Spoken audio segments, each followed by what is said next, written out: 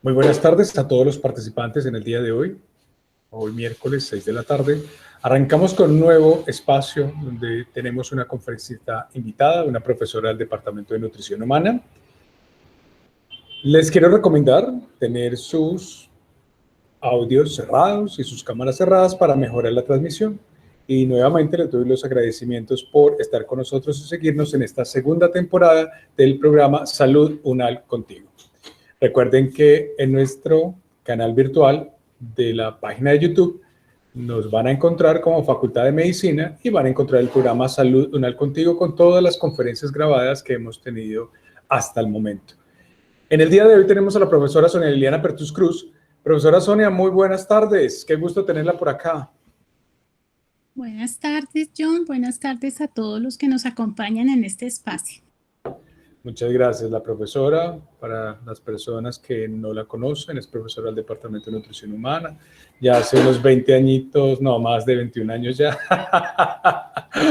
Bueno, entonces todavía muy joven, ¿cierto? Entonces, hoy nos acompaña con un tema que tiene que ver con alimentos en la pandemia.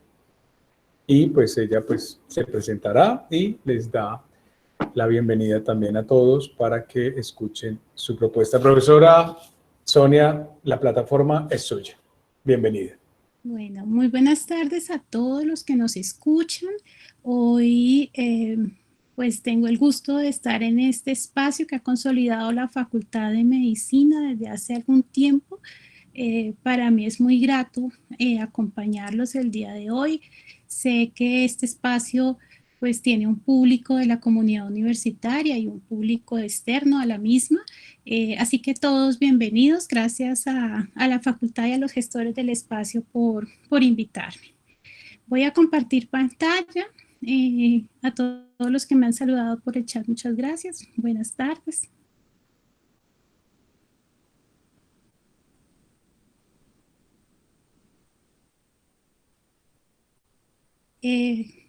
Bueno, ¿se ve la pantalla? ¿Me pueden indicar?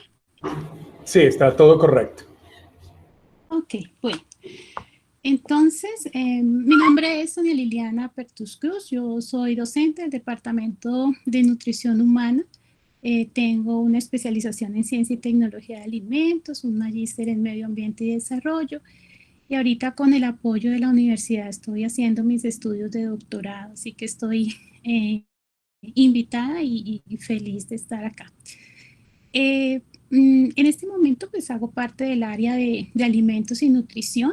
El tema que hoy vamos a desarrollar es claves para la selección, compra y consumo de alimentos durante la pandemia.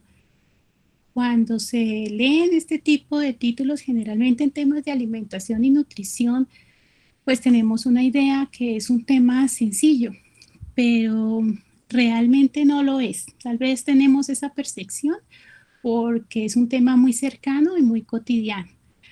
Pero cuando miramos los soportes de este tipo de temas, encontramos que la evidencia no es mucha y es muy importante. ¿Por qué es importante una adecuada alimentación en este momento de pandemia? Porque resulta que la alimentación es una de las pocas actividades que nosotros podemos controlar y utilizar como una actividad estratégica para conservar un buen estado de salud y un buen estado nutricional. Es decir, si tenemos un buen estado nutricional, vamos a tener una mayor defensa y una mayor resistencia a ser contagiados. Y si somos contagiados, pues podemos tener una mejor capacidad de respuesta en el organismo. De tal manera que vamos a hablar de tres cosas, vamos a dejar pues como tres líneas, el tiempo no nos da para profundizar, pero en un primer momento hablaremos del contexto general de la pandemia y la alimentación. Luego vamos a explorar un poco a partir de una revisión que hemos hecho de cómo han cambiado los hábitos de alimentación con la pandemia y cuáles consideraciones han hecho algunos grupos de investigación para acopiar un poco de evidencia científica frente al tema. Y finalmente, pues vamos a hacer un resumen de muchas de las claves para la selección, compra y consumo de alimentos que en realidad han planteado desde las diferentes organizaciones, pero también han planteado universidades y ministerios de los distintos países. Bien, empecemos entonces con el primero, contexto general de la pandemia y de la alimentación. En esto no me voy a detener, es solamente un contexto. Estamos en pandemia COVID-19. COVID-19 es una enfermedad infecciosa que es causada por el virus SARS-CoV-2. Hay antecedentes de un SARS-CoV-1 y de otros coronavirus que han causado algún tipo de infección. No obstante, aunque este no tiene una letalidad tan alta, sí realmente ha sido muy contagioso, al punto que desde su descubrimiento en Wuhan, Hubei, en China, en diciembre de 2019, pues se extendió tan rápidamente y tuvo tales características que la Organización Mundial de la Salud la declara una pandemia y la asume como una emergencia de salud pública de preocupación internacional. ¿Cuál es la asociación que tiene esta enfermedad con la alimentación? Pues realmente el tema es que dentro de la etiología posible de la enfermedad, en el foco que se ha pensado es en un mercado de pescados, mariscos y especies de fauna salvaje, serpientes, aves y otros animales muertos que eran consumidas por la población china. Algunos de ellos eran de comercialización ilegal. Y entonces a partir de ahí empiezan a hacer trazabilidad y se dan cuenta que posiblemente, porque eso todavía no se ha demostrado, a partir de un murciélago se hizo la ingestación de un mamífero escamoso y luego se transmitió como una enfermedad zoonótica al ser humano, ¿cierto? Entonces, esto ya nos marca como ciertas asociaciones que se hace a veces con el no consumo de carne o de carne de animales de caza, que es algo que está viéndose y que está reforzando un poco una tendencia en la alimentación a no consumir carnes. Este es un mapa del Centro de Recursos de Johns Hopkins, un mapa de calor en el cual se puede ver la incidencia de la enfermedad. Realmente es una imagen de hace 3 días donde vemos cada uno de los puntos rojos, entre más grande pues sea el punto es mayor el número de casos. Y solo para decir pues que es un tema que está en la mayor parte del mundo extendiéndose y que por tal razón pues ha generado una serie de cambios a nivel global. ¿Cuáles cambios? Entonces tenemos una pandemia que ha afectado esto de una manera así como muy resumida, muy reduccionista, unos efectos muy claros sobre el estado de salud, que es la prioridad, debe ser la prioridad, pero resulta que como resultado del esfuerzo de los gobiernos y de todas las poblaciones por hacer el aplanamiento de la curva, esas medidas de confinamiento, esas medidas de cuarentena están teniendo sobre la población ciertos efectos, efectos positivos para el tema del manejo de la pandemia, pero efectos negativos sobre otras condiciones, por ejemplo, sobre el estado nutricional. Y a nivel de las ciudades, pues nos ha cambiado las dinámicas, nos han cambiado las relaciones sociales, las relaciones económicas, políticas, entre otros.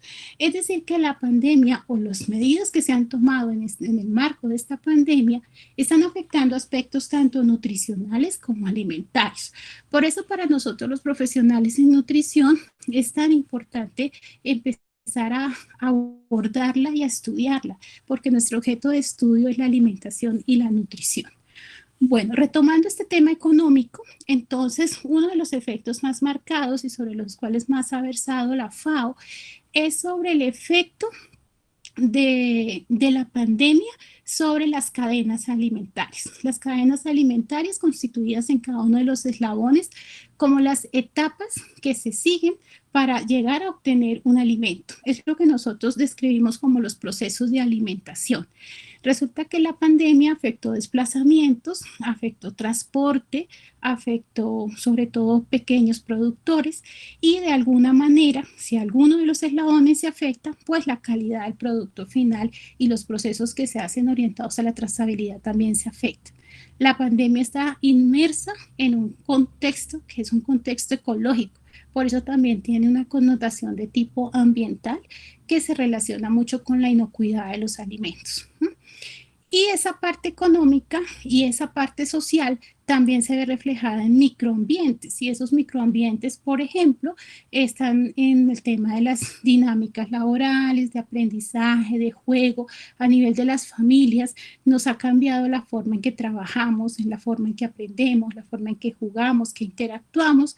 Y si antes la práctica de ejercicio y actividad física en general estaba disminuida, pues con las condiciones de cuarentena, pues tienden a ser menores. En el tema de la alimentación, entonces, pues ha sido una inquietud. Realmente para el tiempo que ha transcurrido de los confinamientos, las investigaciones que se han hecho en el mundo pues son bastantes y ya hay algunas documentadas. Entonces lo que trato de hacer acá es una revisión a partir de la cual quiero mostrarles algunos elementos que son importantes para que vayamos un poco identificando qué es lo que soporta esas claves de alimentación que más adelante vamos a trabajar en el punto 3.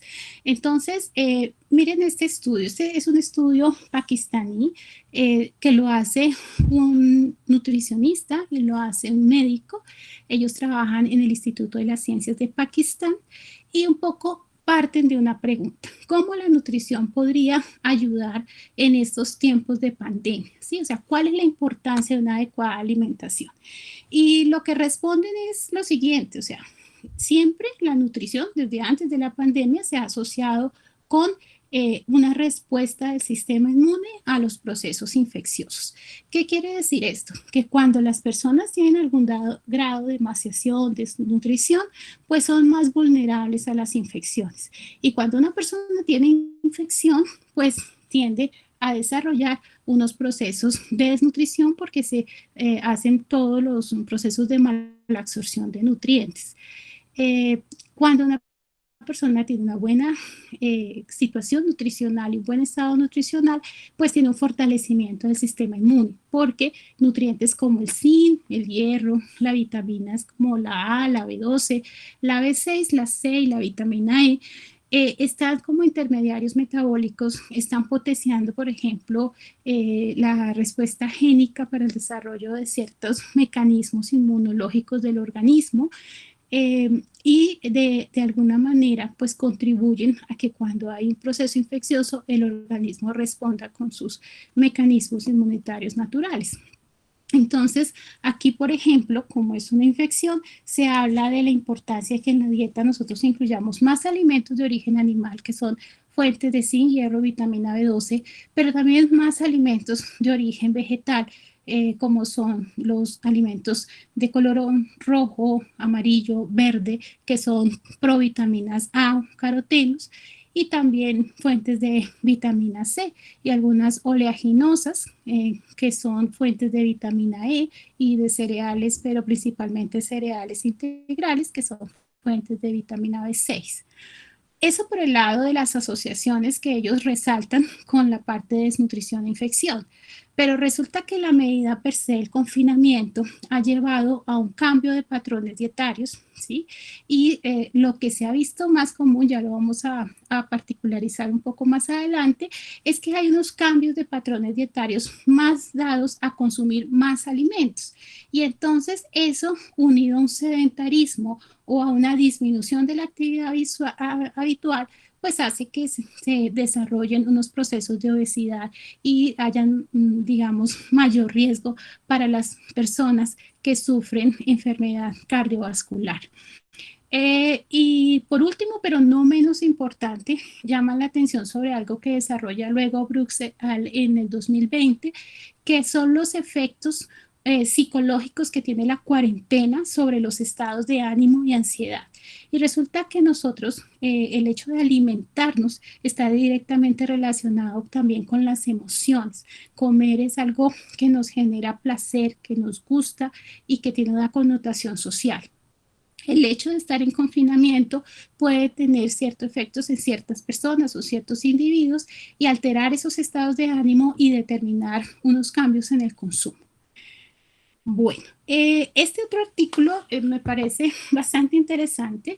Es un artículo alemán, es un artículo exploratorio donde nos preguntamos, o donde se pregunta mejor el grupo de investigación, si la dieta tendría alguna responsabilidad sobre las tasas de mortalidad que se han visto en el mundo. Los investigadores veían que las tasas de mortalidad, por ejemplo, en Alemania, en algunas regiones de Alemania, eran bajas comparados con otros países como España e Italia.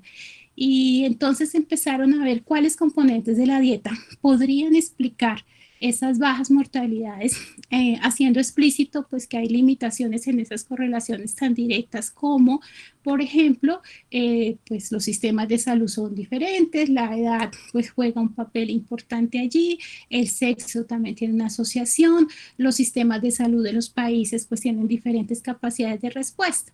Pero lo que sí encontraron y que dejan claro que hay que seguir investigando es lo siguiente. Por ejemplo, vegetales que tienen cantidades de compuestos azufrados importantes o isotiocianatos, como el repollo, como brócoli, pues donde son hábito alimentario, las mortalidades coincidían con ser más bajas. Bulgaria, Grecia, Rumania tenían tasas de mortalidades muy bajas y en esos países se consumía bastante repollo y productos lácteos fermentados. Y en estos países donde había un consumo de vino tinto importante, el resveratrol, que es un compuesto fenólico que se encuentra en las uvas rojas, pues también pareciera poder contribuir. Entonces, de ahí salen esas recomendaciones de consumo un poco más de cereales integrales, porque en los integrales hay más compuestos fenólicos, consuma más vegetales de este tipo, coles, por ejemplo, porque tienen más compuestos azufrados y consuma más frutos rojos, sobre todo uvas por el resveratrol. Esto está todo por comprobar, ¿no? Ahora miremos este tipo de estudios. Son estudios que se han hecho en diferentes países. En Colombia estamos haciendo uno, el área de alimentos, de forma colaborativa con quienes idearon el estudio, que fue la Universidad de Granada. Aprovecho para agradecerle pues a John y a todas las personas, Sarita, y personas que nos han ayudado, las asociaciones Andún, a divulgar el formulario para recopilar la información. Y Jane Arismendi, y bueno, todas las personas que nos han apoyado. Entonces, en estos estudios, por ejemplo, hay un estudio que se enfoca en cuáles fueron las condiciones de cuarentena en la población italiana que pudieron haber afectado los hábitos alimentarios y cuáles fueron los cambios en esos hábitos alimentarios. Y también otro que indagaba sobre no solo la dieta, sino sobre actividad física, pero los impactos metabólicos. Y entonces en el primer estudio lo que encuentran es que las personas en general tendían a aumentar el consumo de unos alimentos que se llaman reconfortantes. Los alimentos reconfortantes es que cuando las personas están en estados de estrés o de miedo o de ansiedad, pueden secretar más corticol, tener menos secreción de dopamina y por tanto tender a consumir algunos alimentos que les quiten esa ansiedad. Dentro de eso tenemos chocolates, snacks, helados. Entonces, estos estudios nos demostraron pues que había un incremento en estos componentes. No incrementaron el consumo de alcohol, lo cual es positivo. Aumentaron el consumo de bebidas sin alcohol, o sea, café, té y chocolate, pero la mayor parte de estas personas reportaron un incremento de peso importante. Entonces, digamos que en estas dos poblaciones lo que se vio fue como un comportamiento no tan deseado por efecto de la cuarentena. Y en esta diapositiva, que es tomada del estudio de Martínez, lo que podemos observar es lo siguiente. Hay un estricto confinamiento y se pueden dar 4 o 5 condiciones. Por un lado se puede dar una disminución de la actividad física y por el otro lado se puede dar una sobrealimentación.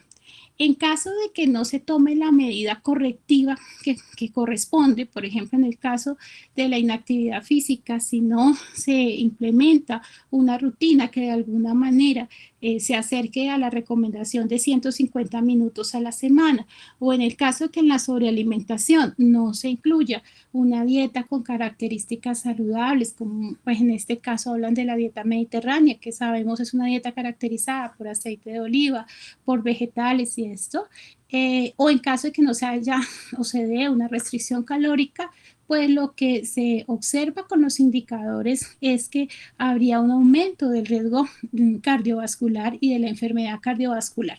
Por tanto, estos estudios lo que entran a concluir es, no, definitivamente hay que mirar cómo así no hayamos llegado a esta etapa de salir de nueva normalidad en ciertos contextos, desde ya hay que empezar a adoptar prácticas saludables. Estos son estudios que se hicieron con niños obesos de Verona, Italia, otro que se hizo de riesgo cardiovascular y un último que se hizo en Polonia. En estos tres encontraron más comportamientos que son negativos, como el aumento del consumo de papas fritas, de carnes rojas, de bebidas azucaradas, dormían más, sobre todo los adolescentes, tenían menos actividad física, tenían mayor ansiedad. En el caso de Polonia, los adultos tuvieron más práctica de tabaquismo, mayor consumo de alcohol y quienes tenían más peso tendieron a ganar más peso, pero los que tenían bajo peso tendieron a perder más peso. Entonces, fíjense que se potenciaban las dos condiciones nutricionales que no queríamos ver. Y ya se los mencioné, pues todo esto implicaba la necesidad de modificar la alimentación para retomar a modelos saludables. En España, el comportamiento fue positivo. O sea, básicamente era un incremento a la adherencia a la dieta mediterránea que aumentó. Pero dejan los investigadores claros al decir que al aplicar un formulario, el índice ideal era 10 y ellos obtuvieron 6 y con el confinamiento aumentó a 7, por ejemplo. Entonces decía, hay que trabajar no solo en los hábitos alimentarios originales antes de la pandemia, sino que la estrategia sería cómo seguimos promoviendo para que la alimentación siga mejorando aún después del confinamiento. Y en estos son los últimos que les quería mostrar así rápidamente, pero en el primero me parece interesante porque son los primeros datos que salen de Colombia, ¿sí? Y en Colombia, Colombia y Chile y Brasil, que son tres países latinoamericanos, junto con niños de Italia y de España, son adolescentes. Pues fíjense que todos tuvieron un ligero aumento de consumo de frutas y verduras, excepto Colombia y Chile. Y llamaba la atención que en Colombia se consumía más bebidas azucaradas y refrescos y se consumía y se aumentó el consumo de frituras, ¿sí? Entonces ya me parece interesante porque nos marca que el comportamiento del confinamiento en contextos como el nuestro pueden tener tendencias diferenciadas frente a lo que vemos en otros países. Y estos últimos dos, uno es en China y otro es un journal de ecosistemas y salud y sostenibilidad, es porque la pandemia también ha promovido otros temas. Y esos otros temas son, por ejemplo, lo relacionado con la adherencia a la alimentación más saludable, más orgánico, una percepción que lo están teniendo más las personas jóvenes, ¿cierto? Mientras que los adultos siguen conservando el consumo, por ejemplo, de carnes de caza, lo ven necesario desde el punto de vista nutricional y desde el punto de vista de salvaguardar las tradiciones. Mientras que los otros, que son los ecosistemas y salud, llaman la atención sobre la trazabilidad, sobre la preservación de los animales, sobre las condiciones éticas para su consumo y demás. Entonces, otros temas que están allí. En síntesis, podríamos decir que el confinamiento ha propiciado cambios en las prácticas alimentarias cuya tendencia varía según contextos geográficos y socioeconómicos específicos. Aquí vale la pena decir que incluso en un mismo país y en diferentes regiones se han visto comportamientos alimentarios diferentes. y se pueden identificar entonces algunos escenarios. Escenarios o países o regiones donde se han dado tendencias obesogénicas, aumentar de peso. Escenarios donde se han visto que se ha mejorado las prácticas de alimentación saludable, quizás porque se consume más en casa, quizás porque se ha mejorado la práctica de cocinar. Las personas han entrado a cocinar y han elegido saludablemente. Y hay otros escenarios que se empiezan a vislumbrar como los latinoamericanos, donde ya son escenarios de inseguridad alimentaria por deficiencia. O sea, ya es más un poco, también nos debería alertar el tema de la desnutrición y de hambre, ¿sí? La FAO proyecta o alerta sobre posibles brotes de hambre en el 2021. Y los últimos que les mostraban nos sugiere toda una parte de análisis de seguridad y de los alimentos desde el punto de vista ambiental. Perdón, me devolví. ¿Y qué ha pasado en Colombia? Pues en Colombia llevamos varias semanas.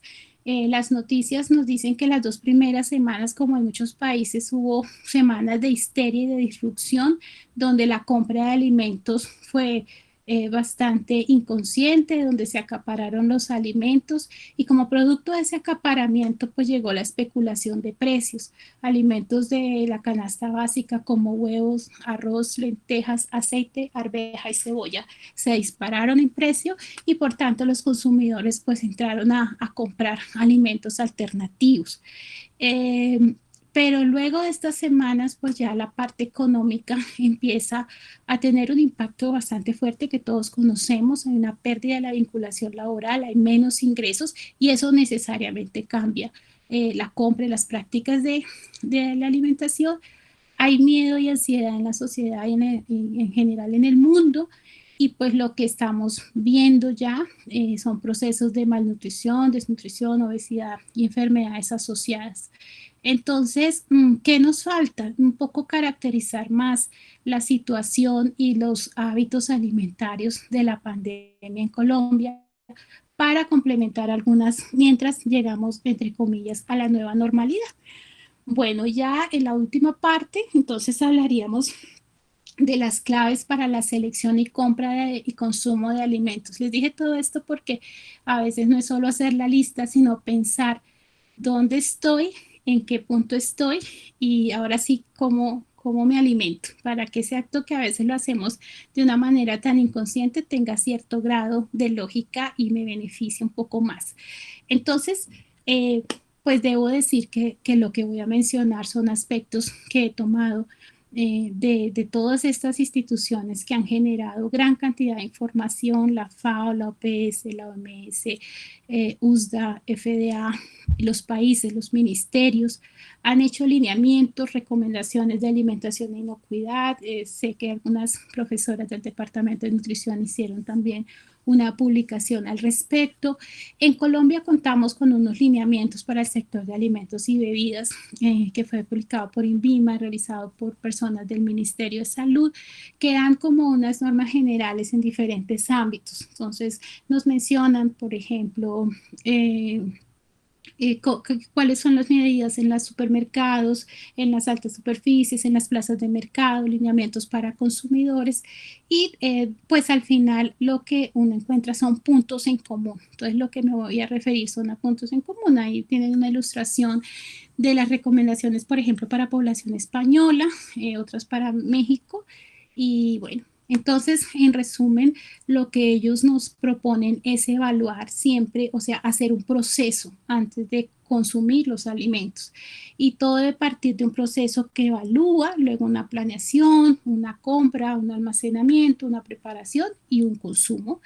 Y pues valdría la pena hacer este tipo de ejercicios, como evaluar las características de la familia, cómo la tenemos conformada, o si vivo sola, cómo estoy, en términos de, bueno, cómo estamos, cuántos somos, qué características tenemos que son comunes a la familia, o el segundo recuadro, qué especificidades tiene cada miembro familiar, si hay condición de salud, en este caso, pues también la presencia de COVID como tal, eh, cuántas comidas estamos haciendo, estamos mirando ciertos horarios, qué tipo de preparaciones estamos haciendo, cuánto es el presupuesto y reflexionar si eso responde un poco a los comportamientos saludables y escribir. Escribir nos hace ser conscientes de esos aspectos que de pronto tendríamos que ajustar, modificar o mantener.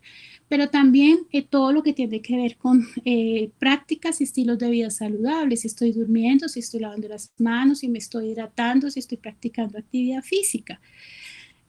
A veces nosotros pues tenemos varios instrumentos que podemos recomendar, pero por ejemplo, uno podría escribir de 3 días de la semana las horas, los tiempos, las preparaciones, porque escribiendo empiezo a ser consciente de si estoy consumiendo muchos fritos, por ejemplo, de si aumenté bastante las comidas rápidas o de pronto tengo el hábito de consumir bastante dulce, postres y azúcares en la semana.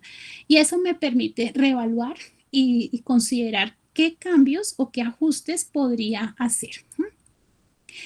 Todos los días, todos los lineamientos hablan de planear conociendo los alimentos, ¿sí? Entonces, dicen, todo país tiene unas guías alimentarias. El Instituto Colombiano de Bienestar Familiar tiene las guías alimentarias que las publica y que pues, son de consenso de varias instancias de decisorias de políticas de seguridad alimentaria y nutricional del país.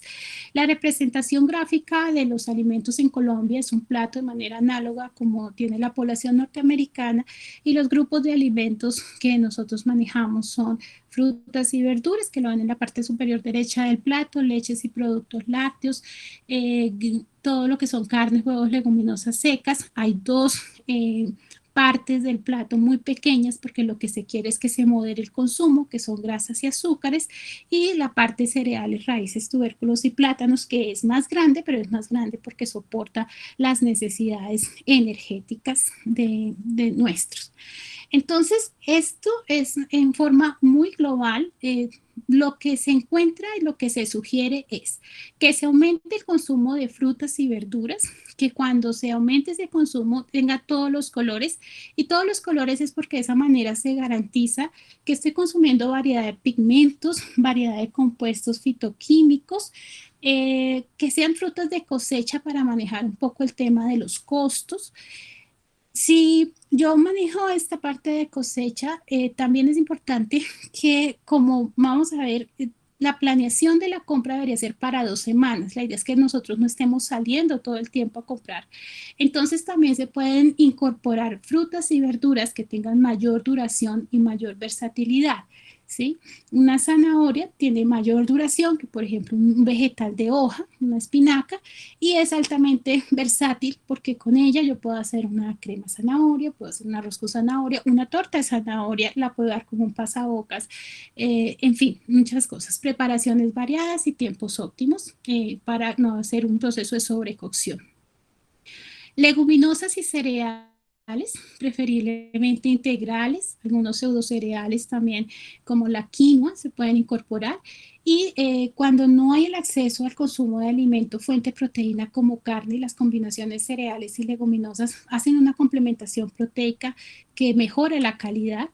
En carne se sugiere preferiblemente pescados, pescados como salmón, atún con omega 3, pollo, la carne roja solo 2 veces a la semana, huevos y lácteos.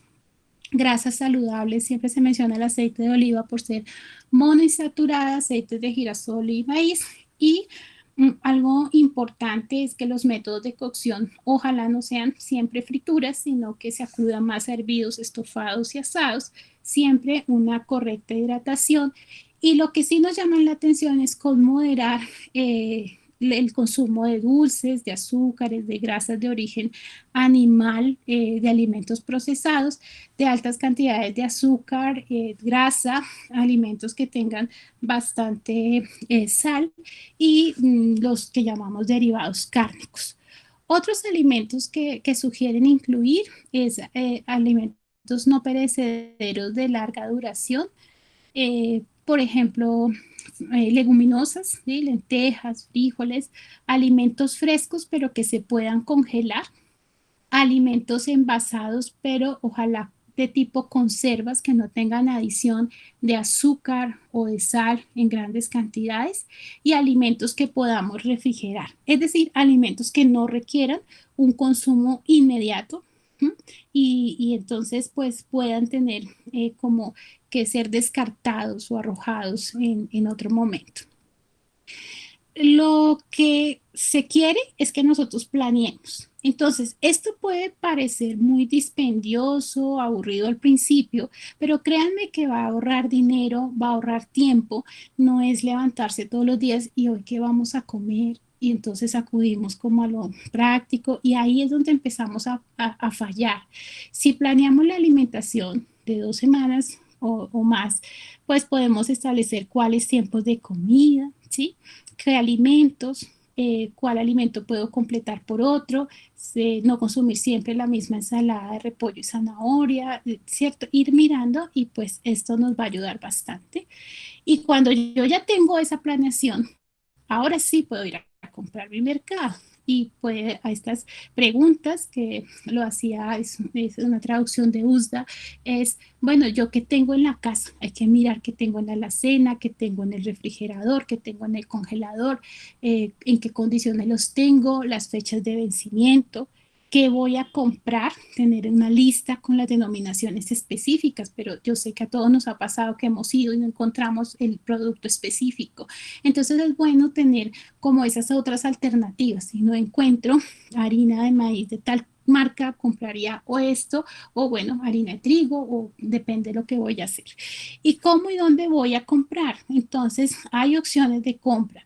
En zonas rurales de Colombia, pues casi todas las transacciones siguen siendo con efectivo, pues a duras penas hay como el dinero a veces para acceder a los alimentos. Hemos escuchado que ellos han acudido, por ejemplo, a retornar al trueque, ¿cierto?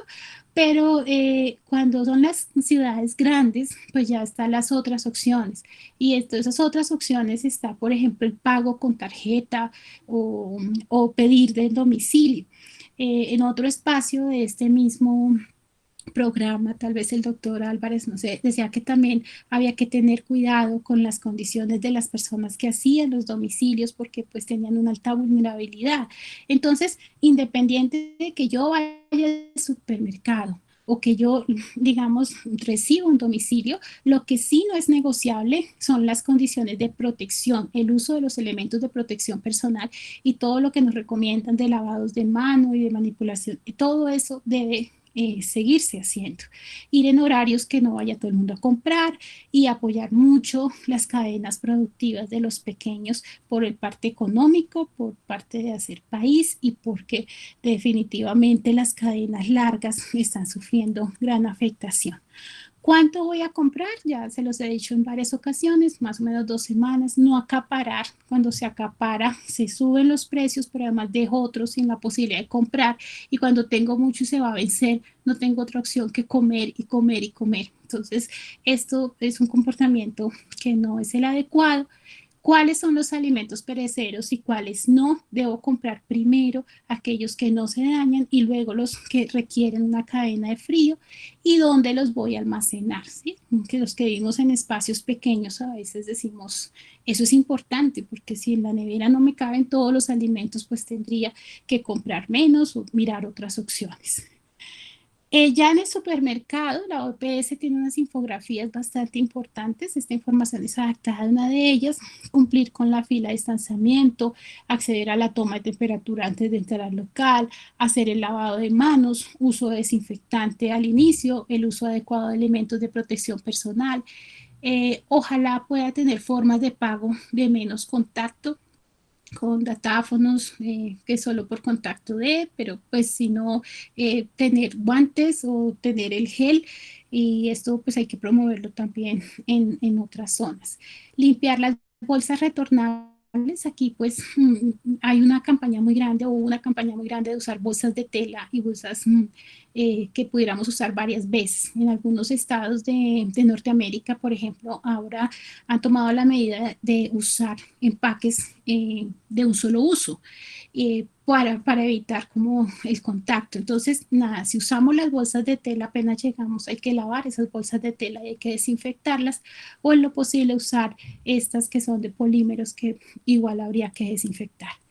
Esto está operando en Medellín, lo está operando los sistemas Rappi, nuevos sistemas de distribución de las comidas de los restaurantes a las casas. Son unos robots que minimizan pues todos los contactos persona a persona, que es lo que no se quiere para el contagio, y pues es lo que seguramente este tipo de iniciativas van a seguirse dando. En almacenar, desde la disposición de la nevera, las carnes siempre deberían estar en la parte más cercana al frío, o sea, donde está el congelador, frutas y verduras en la parte inferior, en la puerta pueden ir huevos y bebidas, siempre que no esté atiborrada para que haya un flujo adecuado del frío, siempre limpio, siempre los alimentos que están por deteriorarse más cerca a la puerta y los otros atrás, limpieza, y pues las normas que sabemos, lavar y desinfectar frutas y hortalizas y secar, lavar latas y recipientes.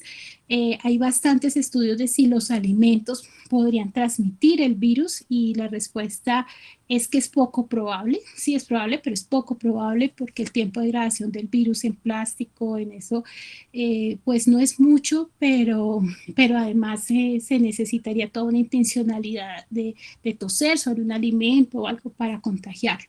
Pero siempre por práctica es mejor lavar recipientes, latas, plásticos, almacenar y clasificar y organizar a las cenas lo mismo. Primeros que se compraron son los primeros que se deben utilizar y gastar. En la preparación, ¿qué preparar?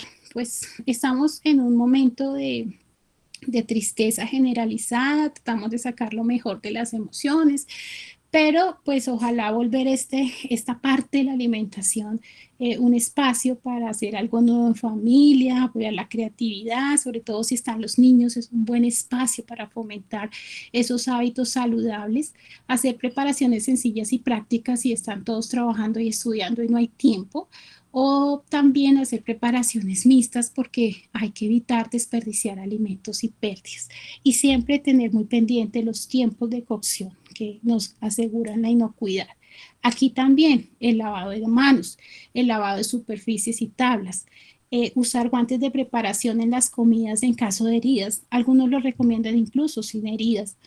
Mantener separados alimentos cocidos de crudos, usar en lo posible partes no comestibles, por ejemplo, para caldos y sopas. Es un manejo responsable de los alimentos y el control de temperatura. La Organización Mundial de la Salud ha emitido recomendaciones de precaución que incluyen consejos sobre el seguimiento de buenas prácticas de higiene durante la manipulación y preparación. En la cocina, todo ahí, por ejemplo, en esta cocina vamos a ver pues algunas cosas que no deben ocurrir. Por ejemplo, la caneca de la basura con los alimentos expuestos al ambiente en plena zona de preparación, alimentos o sobras de alimentos sobre los mesones, de pronto una franela, algo que está ahí y que no se ha lavado. Entonces hay que tener en cuenta un poco estas prácticas. A nivel de consumo, ahora se está hablando mucho de la cronología de la alimentación, porque la cronología de la alimentación está relacionada con la cronología del sueño y también está hablada con la parte de la actividad física. Entonces, un horario regular tiene efectos positivos. También que sean ambientes armónicos, familiares, ordenados, porciones pequeñas y mejor, si no quedé satisfecho, puedo pedir un poco más, pero no mucho para después botar. Comer despacio, saborear, disfrutar, no estar juzgando al otro, ¿por qué no comes? No te gustó, pero es que usted no come, pero es que... Entonces, ese juzgar hace que yo no me centre en lo que estoy comiendo y no lo disfruto ni dejo disfrutar. Y siempre dar ejemplo y aprender, de la alimentación siempre se aprende. De nada sirve una alimentación adecuada si no tengo un estilo de vida saludable. Entonces hay que evitar fumar, hay que hacer un ejercicio con regularidad, ejercicios que me gusten, que me hagan sentir bien, dormir suficientes horas, reducir al mínimo el estrés, estar siempre hidratado, aprender de las personas que tienen una actitud positiva frente a la vida, seguir con las redes sociales, dar gracias por lo que se tiene, centrarse en los objetivos de la vida, tener una meta cada día, ser feliz, practicar la empatía, pues todo eso hace que el bienestar aumente. La FAO ha hecho mucho énfasis en no desperdiciar y creo que es algo que hay que apoyar. Compartir es cuidar, done alimentos para ayudar a los demás también. Y pues para finalizar yo tendría que decir que pues que con todo esto es necesario continuar haciendo o aplicando acciones de educación que permitan la adopción de prácticas alimentarias orientadas a mejorar el estado nutricional tanto individual y poblacional, independiente de los tiempos, ¿cierto? Porque no sabemos esto cuánto va a durar. Entonces, en los entornos más próximos hay que empezar a identificar cuáles son esas situaciones y cómo las podemos cambiar. Y la adopción de una alimentación saludable, pues en el fondo puede significar la diferencia entre la vida de calidad y la conservación de los alimentos y la conservación, perdón, ahí fue un lapsus de la vida, ¿sí? Entonces, por eso les decía que parece un tema trascendente, pero al final es muy importante y hay que continuar investigando para avanzar en el campo de la alimentación y nutrición en confinamientos y pandemias. Muchas gracias por la atención. Profesora Sonia, muchísimas gracias por tan importante información con evidencia científica. Por favor, cerramos los pueden perfectamente hacer directamente a la profesora. Muchas gracias por compartirnos la evidencia científica que es tan importante para nosotros. Sabemos que también hay mucha información que pues difiere de acuerdo a los hábitos, a las conductas alimentarias que tiene cada país y que pues de aquí a cuando termine tendremos una información pues bastante dinámica para poder analizarla y debatirla. Bueno, para este momento entonces tenemos 3 preguntas ya dentro de nuestro chat y de esta manera pues vamos a darle la oportunidad a nuestro público. Entonces nos preguntan, bueno, hay muchas felicitaciones, ¿no? Claro, te las comparto. Igual te las ves ya las estoy acá en el chat. leyendo. Perfecto, maravilloso. Y Aida España, sí hay muchos estudiantes, qué bueno. Buenas tardes, una consulta. ¿Cómo se mejora o fortalece el sistema inmunológico y con qué alimentos se pueden subir los leucocitos? Bueno, no es tan así. Realmente hay varios mecanismos. Unos son de activación celular, otros es porque se activa la respuesta génica. Y bueno, hay varios mecanismos dependiendo del nutriente en el que se esté estudiando. O sea, el zinc tiene un efecto.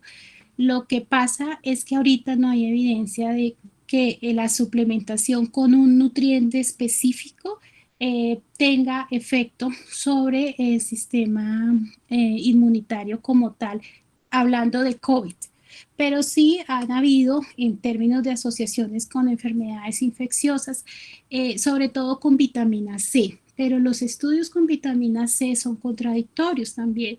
Entonces, al final, lo que se dice, independiente de la vía, es que para fortalecer el sistema inmune es muy importante tener en cuenta el aporte de proteína y el aporte de los nutrientes que les mencionaba. Entonces, esos nutrientes que están asociados con la inmunidad, pues son estos, por ejemplo, el zinc que está en las carnes rojas, carnes de cría, en los pescados. Por ejemplo, está el hierro que está en las carnes rojas. Y ahorita hay mucho trabajo sobre compuestos bioactivos de ciertos vegetales. Entonces, el consumo de vegetales como se los mencionaba ahí, las coles, aquellos que tienen sabores fuertes, olores amargos, compuestos azufrados, son los que pareciera tenían una mayor acción sobre elementos que potencian los sistemas humorales, las respuestas inflamatorias y que están asociados con inmunidad. Ya la pregunta muy específica de cuál alimento sube los leucocitos, pues no es tan así, ¿cierto? Eso implica otros mecanismos, pero sí son los que favorecen la respuesta inmune. Muchas gracias por tu respuesta. Carlos Eduardo Ruiz Linares nos pregunta también, en este escenario de sedentarismo, ¿es prudente el ayuno intermitente para evitar el aumento de peso y las complicaciones metabólicas derivadas?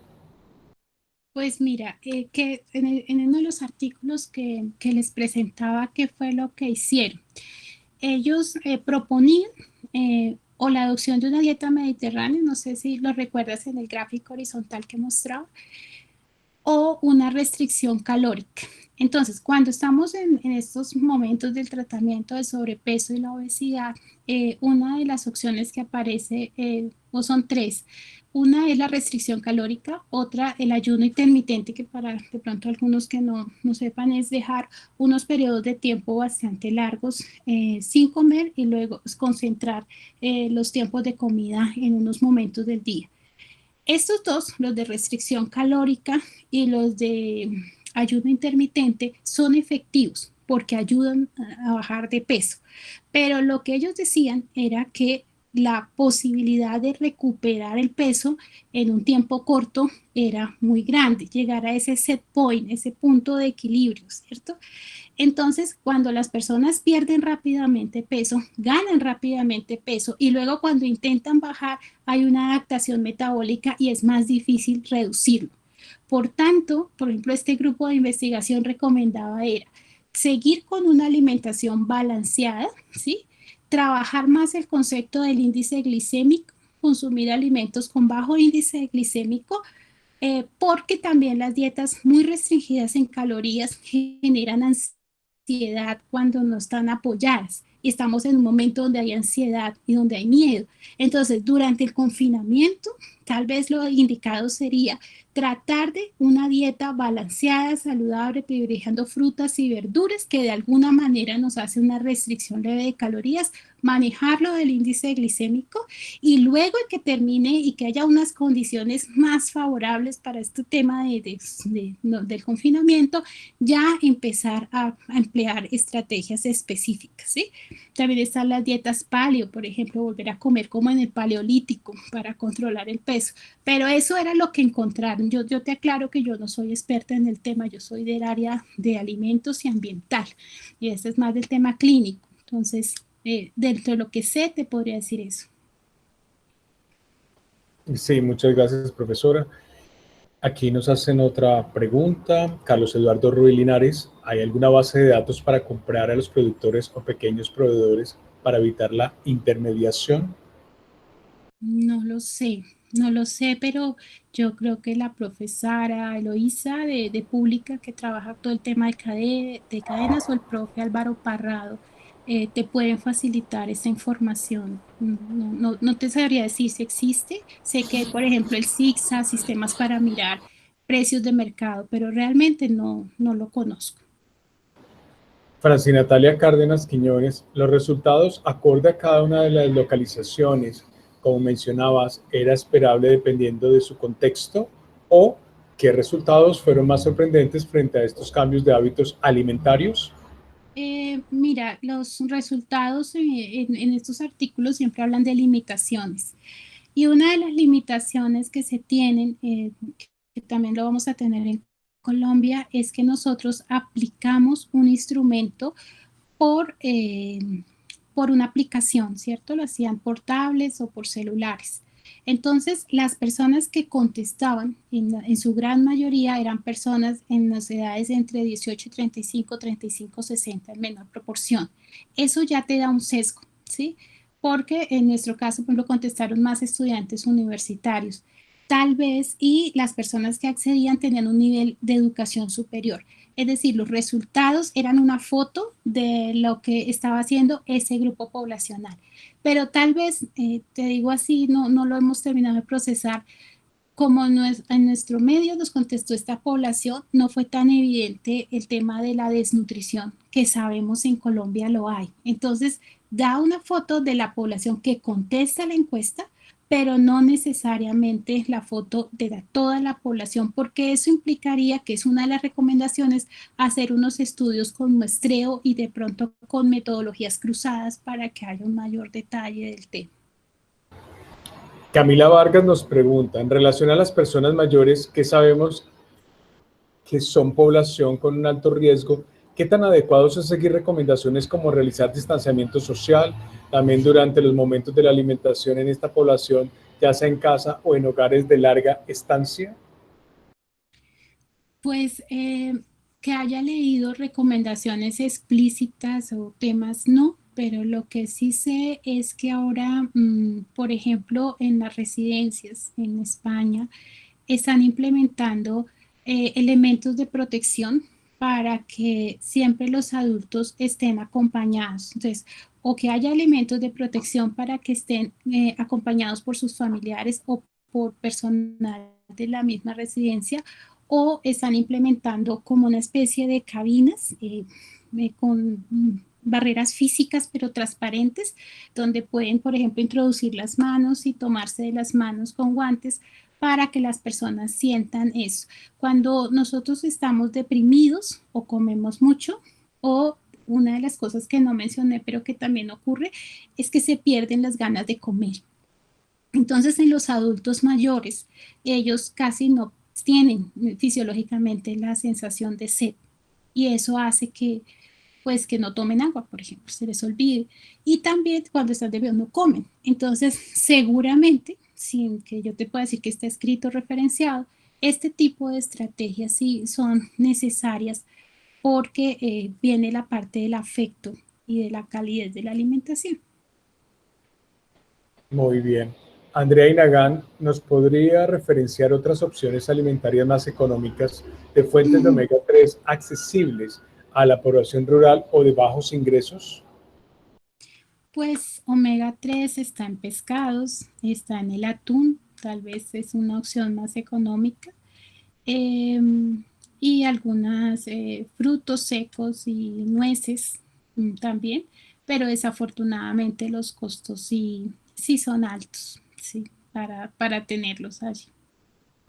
Sí, lastimosamente hasta la misma dieta mediterránea, pues para hablarlo de Sí, una sí, forma general en la población, no es de un no es acceso económico. fácil. Sí, No, y es uno de los retos que tenemos. O sea, hay uno de los retos y es seguir trabajando para generar alimentos que tengan estas condiciones, ¿no? Las sardinas, por ejemplo. de acuerdo. Mm. Y Nancy Natalia Cárdenas nos refiere, me disculpo si lo mencionaste, ¿me confirmas, profe, si hubo cambios en la actividad física en Colombia? Eh, es que en este estudio de adolescentes que lo referenciaron, eran adolescentes, sí hubo más sedentarismo, ¿sí? Eso es lo que mencionan. Y en lo que nosotros hemos identificado, sí, sí, el 50% responde más o menos que disminuyó su actividad física. Bueno, profesora, entonces le damos las gracias en nombre de la Facultad de Medicina por atender este llamado, por darnos la oportunidad de volverla a escuchar y volver a verla, si sea por este medio.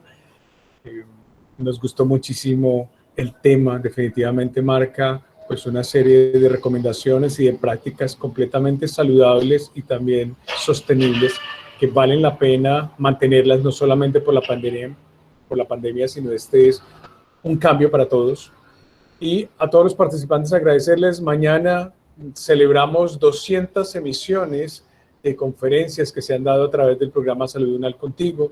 Estas las puede ver, inclusive la conferencia del día de hoy de la profesora Sonia, en nuestro canal YouTube de la Facultad de Medicina del programa Salud Unal Contigo. Recuerden que también en Facebook tenemos nuestro perfil de Salud Unal Contigo para que nos sigan. Profesora Sonia, mil gracias. Le dejo la plataforma No, para el saludo de despedida. tan bellos, muchas gracias a todos por las palabras, por la atención, a la facultad por haberme invitado, a ti, John Jairo, por la moderación. Y bueno, esperamos vernos pronto, así sea por las pantallas. Muchas gracias. Amén. Feliz noche para todos y Amén. coman saludable. Vale, vale, sí. Gracias. Hasta luego. Chao, chao.